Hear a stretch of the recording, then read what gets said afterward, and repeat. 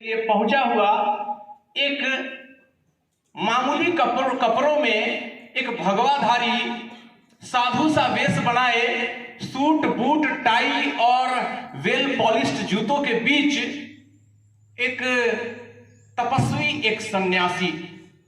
आपको पता है कि काले और गोरे की नीति चलती थी और अमेरिका पहुंचने के बाद 1.5 महीने पहले विवेकानंद अपने शिकागो धर्म सम्मेलन से पहले वहां पहुंच चुके थे और उनको यही कहा जाता रहा, you black get out, black get out.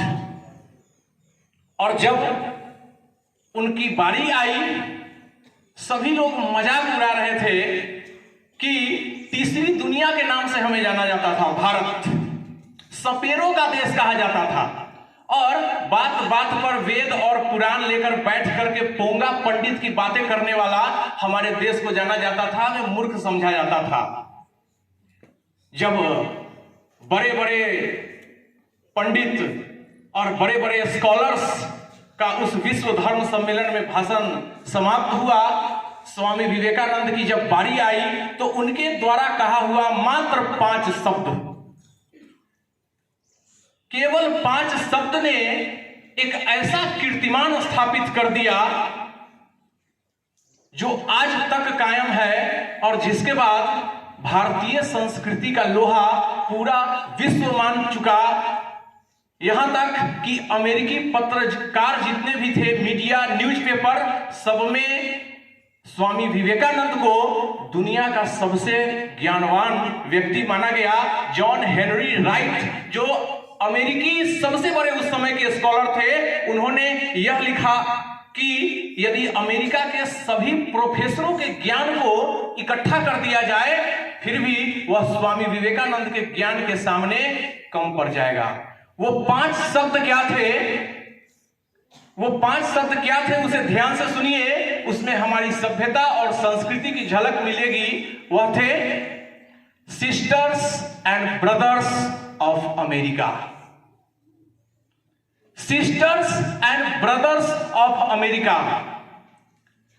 मात्र यह 5 शब्द ने यह बता दिया कि जो पश्चिमी देश अपनी मर्यादा में, अपनी सीमा में बंद कर रखते हैं, जो अपने को अपना और हमें पराया समझते हैं, हमारे लिए कोई पराया नहीं है।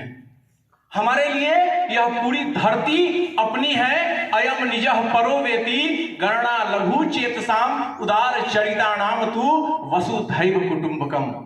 पूरी वसुधा ही हमारा परिवार है। हम अमेरिका में आए हैं, आपने हमें ब्लैक गेट आउट कहा, लेकिन हम आपका आभार व्यक्त करते हैं।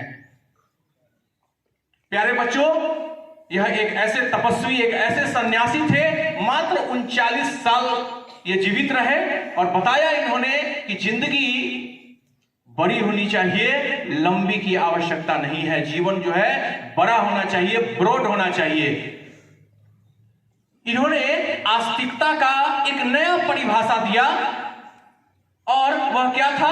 आस्तिक का मतलब क्या होता है? जो ईश्वर में विश्वास करता है। इन्होंने कहा नहीं, आस्तिक वह है जो अपने आप में विश्वास करे। इन्होंने कहा गीता बाद में पढ़ लेना, पहले जाके मैदान में फुटबॉल खेलाओ। तात्पर्य अपने शरीर को स्वस्थ बनाओ, ताकतवर बनो, दुर्बल मत बनो, क्योंकि शरीर ही तुम्हारा सबसे बड़ा मंदिर है और दुर्बल होना इस दुनिया का सबसे बड़ा पाप है।